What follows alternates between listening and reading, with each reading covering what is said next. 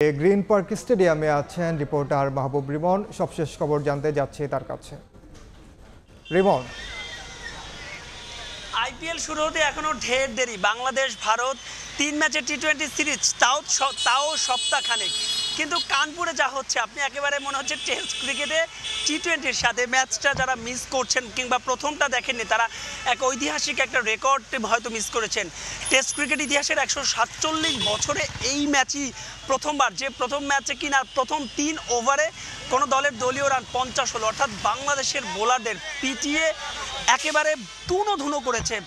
বিশেষ করে আমরা দেখেছি রোহিত শর্মায় শুরু, জয়সওয়াল, পরবর্তীতে শুভমান গিল, সবাই যারা আছেন সবাই একেবারে পিটিয়ে ধুনো করছেন বাংলাদেশের বোলারদের। এবং ভারতের টার্গেটটা কিন্তু একেবারে স্পষ্ট, তারা যত দ্রুত সম্ভব বাংলাদেশের যে রান, সে রান পেরিয়ে তারা লিডটাকে যত বড় করতে পারে। কারণ আমরা দুটো ঘটনা একটু দর্শকদের মনে করিয়ে দিতে চাই। একটা 2019 সালে হয়েছিল আফগানিস্তানের বিপক্ষে, এবং 2021 সালে পাকিস্তানের বিপক্ষে। এই দুটো ম্যাচও কিন্তু বৃষ্টির কারণে প্রায় 2.5 দিন ভেস্তে গিয়েছিল। এরপরে সেই ম্যাচ দুটোও কিন্তু বাংলাদেশ হেরেছিল।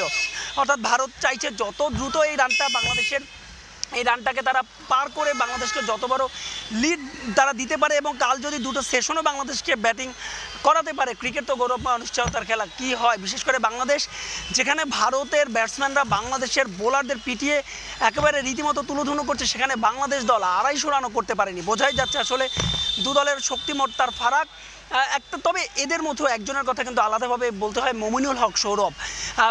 নিজের টেস্ট ক্যারিয়ারের 13 নম্বর তিনি শতক আজকে দেখা পেয়েছেন বাংলাদেশি হিসেবে, যা সর্বোচ্চ। তবে মমিনুল হক সৌরভের যে ব্যাটিং, সেই ব্যাটিংটা আলাদা করে বলতে হয়, কারণ তিনি অপরাজিত ছিলেন এবং বিদেশের মাটিতে এটা তার কিন্তু দ্বিতীয় শতক, সবশেষ এবং একমাত্র যে শতক সেটা কিন্তু দেখা পেয়েছিলেন তিনি শ্রীলঙ্কা। সব কিছু মিলিয়ে একমাত্র মমিনুল হক সৌরভ বাদ দিলে অন্য কেউ কিন্তু 40 রানের যে কমপক্ষে 40 রানও করতে পারেনি।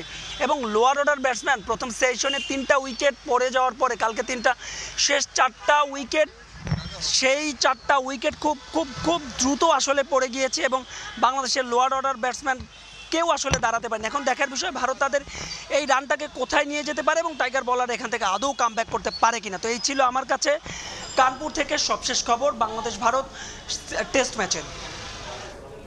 সরাসরি যুক্ত ছিলাম ভারতের কানপুরে।